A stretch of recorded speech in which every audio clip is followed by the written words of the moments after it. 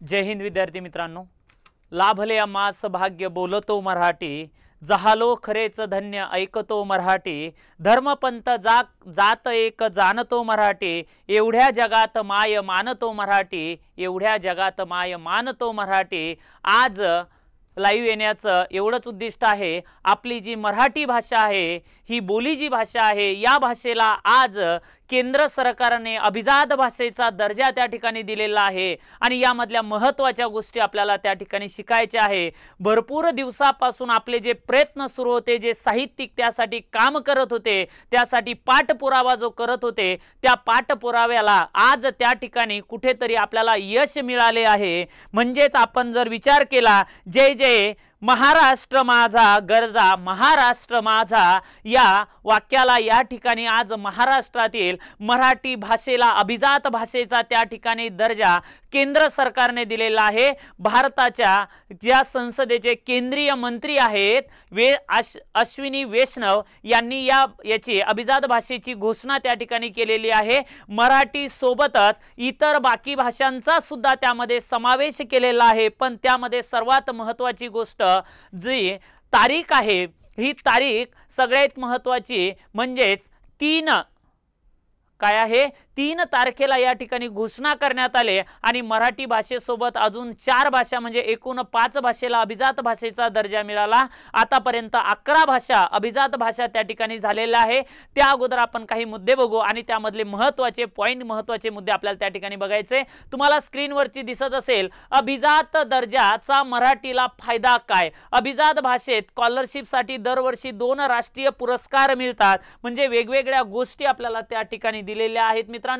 तर सगळ्यात महत्त्वाची गोष्ट आहे की अभिजात भाषेसाठी काय म्हटलं, अभिजात भाषेसाठी मराठीच्या भाषेचा अभ्यास करण्यासाठी किंवा मराठी जी भाषा हिला अभिजात भाषा दर्जा मिळाल्याच्या नंतर आपल्याला याबद्दल काय काय फायदे त्या ठिकाणी होत असतात। एक राष्ट्रीय दर्जा त्या ठिकाणी मिळत असतो, त्याला एक मुहूर्त मेळ त्या ठिकाणी मिळत असते, एक मानचिन्ह त्या ठिकाणी मिळत असते, भाषेची दर्जा उंचावत असतो आणि त्या भाषेला असणारे पुरस्कार असेल, भाषेला असणारी मान्यता असेल आणि साहित्यिकांना असणारे अनुदान असेल, अशा वेगवेगळ्या भाषेपासून आपल्याला त्या ठिकाणी फायदा होत असतो आणि मराठीला आज खऱ्या अर्थाने आपल्याला त्या ठिकाणी काय भेटलेलं आहे, यश भेटलेलं आहे, अभिजात भाषेचा दर्जा मिळालेला आहे। मग अभिजात दर्जाचा मराठीला फायदा काय। अभिजात भाषेसाठी central of excellence for studies स्थापन करण्यात येते, म्हणजे त्या संदर्भामध्ये काही महत्त्वाचे मुद्दे जे आहेत त्याच्यावर अभ्यास करण्यासाठी वेगवेगळ्या गोष्टी स्थापन केल्या जातात मित्रांनो। नंतरचा मुद्दा आहे, अभिजात भाषेला दर्जाचा फायदा आहे, मराठीच्या बोलीचा अभ्यास, संशोधन, साहित्य संग्रह एकत्रित केले जातं,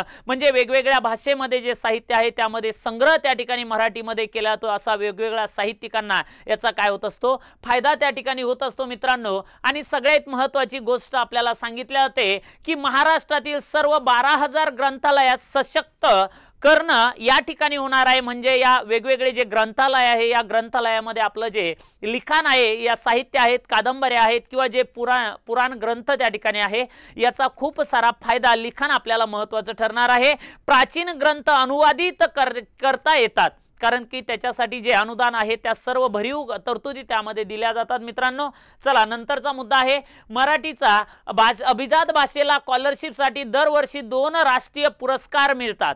2 राष्ट्रीय काय मिळत असतात, पुरस्कार त्या ठिकाणी मिळत असतात। मराठीच्या उत्कर्षासाठी काम करणाऱ्या संस्था, व्यक्ती, विद्यार्थी अशा साऱ्यांना भरीव मदत त्या ठिकाणी मिळते, म्हणजे अनुदान आहे। आपण कशाचंही सोंग आणता येतं मित्रांनो, पण पैशाचं सोंग त्या ठिकाणी आणता येत नाही। कितीही साहित्यिक आहे, अभ्यासक आहे, काही कार्य करेल, पण त्याच्या अंगामध्ये ताकद जर असेल तरच तो त्या ठिकाणी कार्य करू शकणार आहे। म्हणजे त्याच्यावर जर आपल्याला अभ्यास वगैरे जर करायचा असेल तर त्यासाठी जी आर्थिक मदत आहे, त्या आर्थिक मदतीची आवश्यकता त्या ठिकाणी असते। आता त्याचा ताण आपल्या त्या ठिकाणी राहिलेला नाही। सर्व साहित्यिकांचं, ज्यांनी आपल्या मराठी भाषेला अभिजात भाषेचा दर्जा देण्यासाठी ज्यांनी प्रयत्न केलेले आहे, त्या सर्वांना मी या ठिकाणी शुभेच्छा देतो। आपल्या सर्वांच्या कार्याला या ठिकाणी यश आलं, खरंच तुमचं कार्य महान आहे, कारण आपल्या मराठीला खूप दिवसापासून आपण त्याच्यासाठी झगडतो आहे, त्याला दर्जा मिळावा, त्याला अभिजात भाषेचा दर्जा मिळावा। जगामध्ये जर विचार केला मित्रांनो तर आपल्या मराठी भाषेला त्या ठिकाणी एक असं नाव आहे की मराठी भाषा जगामध्ये जर आपण पाहिली मित्रांनो तर जवळपास 10व्या क्रमांकाला आपली मराठी भाषा त्या ठिकाणी येते। भारताचा विचार जर केला तर भारतामध्ये 3ऱ्या क्रमांकाला आपल्या लोकसंख्येनुसार मराठी भाषा येते। म्हणजेच आपल्या मराठीची जी पद्धत आहे, बोली भाषा आहे, भरपूर राज्यामध्ये ती बोलली जाते। महाराष्ट्र आहे, गुजरात, त्यामध्ये काय आहे, गोवा आहे, बरोबर, दादरा नगर हवेली आहे, दीव दमण आहे, अशा वेगवेगळ्या राज्यामध्ये केंद्रशासित प्रदेशामध्ये आपली मराठी भाषा त्या ठिकाणी बोलल्या जाते। वेगवेगळ्या देशामध्ये सुद्धा काही भागामध्ये आपली मराठी भाषा बोलली जाते। चला याच्यानंतरचा सगळ्यात महत्त्वाची गोष्ट आपल्याला आज पाहायची आहे, मराठी भाषे संदर्भामध्ये महत्त्वाचे मुद्दे आपल्याला त्या ठिकाणी पाहायचे आहे। मराठी भाषेसाठी 10 जानेवारी काय सांगितलंय मित्रांनो, लक्ष द्या, काय सांगितलंय पहा, 10 जानेवारी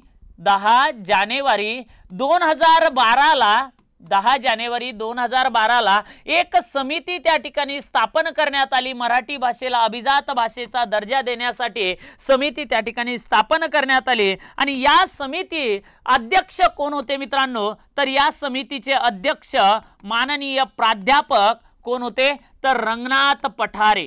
कोण होते मित्रांनो, रंगनाथ पठारे हे या समितीचे अध्यक्ष त्या ठिकाणी होते। आणि या समितीनं अहवाल कधी सादर केला व या समितीचे समन्वयक काय म्हटलं मित्रांनो, समन्वयक या ठिकाणी कोण होते, तर समन्वयक होते प्राध्यापक हरी नरके। प्राध्यापक हरी नरके हे या समितीचे समन्वयक होते। यामध्ये भरपूर सदस्य त्या ठिकाणी होते। आणि त्याच पद्धतीने या समितीने अहवाल जो आहे हा अहवाल कधी सादर केला, तर तो अहवाल सादर केलेला आहे मित्रांनो 31 मे 2013 ला अहवाल सादर केला। तरी सुद्धा आपल्या मराठी भाषेला अभिजात भाषेचा दर्जा मिळालेला नव्हता।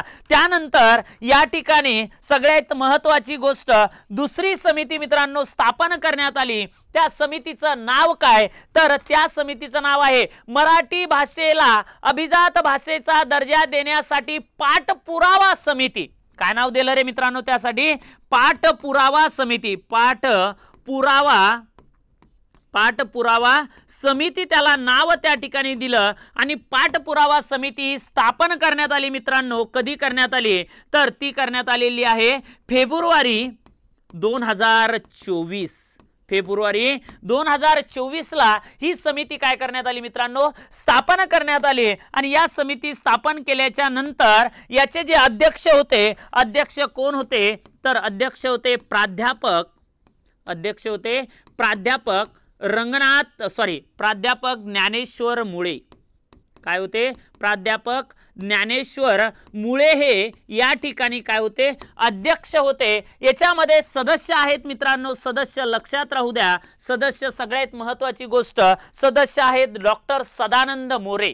कोण आहेत, डॉक्टर सदानंद मोरे सदस्य आहेत। त्यानंतर डॉक्टर राजा दीक्षित सदस्य आहे। त्यानंतर डॉक्टर लक्ष्मीकांत देशमुख आहेत। आणि त्यानंतर डॉक्टर संजय नहार हे या समितीचे काय होते, सदस्य होते। आणि यांच्या ज्या पाठपुराव्याला आहे या ठिकाणी खऱ्या अर्थाने आज आपल्याला काय मिळालेलं आहे, यश त्या ठिकाणी मिळालेलं आहे। खरंच आज आपला एक आनंदाचा दिवस त्या ठिकाणी आपण मानला जातो। आता दुसरा मुद्दा मित्रांनो आपण या ठिकाणी बघू। दुसरा मुद्दा सगळ्यात महत्त्वाचा आहे की दुसरा मुद्दा कोणता आहे, आतापर्यंत भारतामध्ये केंद्र सरकारने किती समित्याला अभिजात भाषेचा दर्जा दिलेला आहे, तर लक्षात ठेवायचं, लक्षात काय ठेवायचं, तर आतापर्यंत किती भाषा झालेल्या आहेत, तर 11 भाषांना अभिजात भाषेचा दर्जा दिलेला आहे। आणि दर्जा कोण देते, तर केंद्र सरकार त्या ठिकाणी अभिजात भाषेचा दर्जा देत असते। मग याच्यामध्ये लक्षात ठेवा, त स ते क म उ, बरोबर आहे। ह्या झाल्या मित्रांनो आपल्या सुरुवातीच्या 6 भाषा। किती भाषा झाल्या, 6 भाषा त्या ठिकाणी झाल्या, बरोबर आहे, 6 भाषा झाल्या। त म्हणजे तमिळ, त म्हणजे तमिळ, स म्हणजे संस्कृत, स म्हणजे संस्कृत, ते म्हणजे मित्रांनो तेलुगू, क म्हणजे कन्नड, त्यानंतर म म्हणजे मल्याळम, काय आहे, मल्याळम आहे आणि ऊ म्हणजे उडिया किंवा त्याला आपण ओडिया म्हणतो। अशा 6 भाषा त्या ठिकाणी आहे। त्यानंतर मित्रांनो 7वी भाषा आपल्याला मिळालेली आहे, तिचं नाव आहे मित्रांनो मराठी। कोणती आहे? मराठी। 8वी भाषा आहे मित्रांनो, तिचं नाव आहे पाली। काय आहे? पाली। 9वी भाषा आहे मित्रांनो, तिचं नाव आहे बंगाली। काय आहे? बंगाली। 10वी भाषा आहे मित्रांनो, तिचं नाव कोणतं आहे? तर तिचं नाव आहे आसामी। काय आहे? आसामी। आणि 11वी भाषा जी आहे तिचं नाव काय आहे? प्राकृत आहे। अशा 11 भाषेला आपल्याला अभिजात भाषेचा दर्जा मिळालेला आहे। लक्षात ठेवा, मराठी, पाली, बंगाली, आसामी, प्राकृत। मराठी, पाली, बंगाली, आसामी, प्राकृत हिला 2024 ला अभिजात भाषेचा दर्जा त्या ठिकाणी मिळालेला आहे। कधी मिळाला? तर 2024 ला अभिजात भाषेचा दर्जा मिळाला। ही गोष्ट लक्षात ठेवा। आणि याची घोषणा जर कोण केली असेल तर अश्विनी वैष्णव जे केंद्रीय मंत्री आहे, कोण आहे? अश्विनी वैष्णव जे आहेत केंद्रीय मंत्री आहेत, यांनी या भाषेला अभिजात भाषेच्या दर्जाची घोषणा त्या ठिकाणी केलेली आहे। मग तमिळ, संस्कृत, तेलुगू, कन्नड, मल्याळम आणि ओडिया याला कधी दर्जा मिळाला? मग त्या ठिकाणी दर्जा लक्षात ठेवा मित्रांनो, तो दर्जा कधी मिळाला? तर सगळ्यात महत्त्वाची गोष्ट आहे 2004, 2005, 2004, 2005, 2008, 2008, 2008, 2000 मित्रांनो 13 आणि त्यानंतर आहे 2014। अशा प्रकारच्या आपल्या अभिजात भाषा समिती दर्जा त्या ठिकाणी मित्रांनो दिलेला आहे। ह्या सर्व गोष्टी आहेत। तमिळ आहे 2004, संस्कृत आहे 2005, तेलुगू आहे 2008, कन्नड आहे 2008, मल्याळम 2013, उडिया आहे 2014। बरोबर आहे? ह्या गोष्टी महत्त्वाच्या आहेत। आणि मराठी, पाली, बंगाली, आसामी आणि प्राकृत 2024 ला या ठिकाणी अभिजात भाषेचा दर्जा त्या ठिकाणी मिळालेला आहे मित्रांनो। ह्या सर्व गोष्टी आपल्यासाठी अगदी महत्त्वाच्या आहे। येणाऱ्या पेपरच्या दृष्टिकोनातून आपल्याला महत्त्वाच्या गोष्टी आहे मित्रांनो। ह्या महत्त्वाच्या गोष्टी तुम्हाला सांगितल्या। या समिती संदर्भात सुद्धा तुम्हाला त्या ठिकाणी माहिती सांगितली। खरंच मी साहित्यिकांचे आणि सर्व मराठी जे सर्व आपली 12 कोटी 13 कोटीची जनता आहे, या सर्व जनतेना या ठिकाणी एक आनंदमय वातावरण त्या ठिकाणी झालं। सर्वांना शाळेमध्ये असेल, आपण म्हणतो बोलतो मराठी, चालतो मराठी, सांगतो मराठी आणि पाहतो, त्या ठिकाणी या सर्व ज्या गोष्टी आहे या भाषेला अभिजात भाषेचा दर्जा मिळाला। यामुळे सर्वांना या ठिकाणी मी शुभेच्छा, सर्वांचं अभिनंदन त्या ठिकाणी करतोय।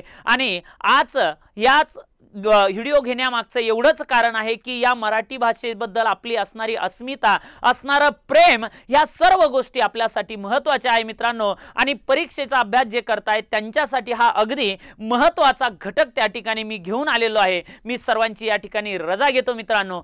जय हिंद।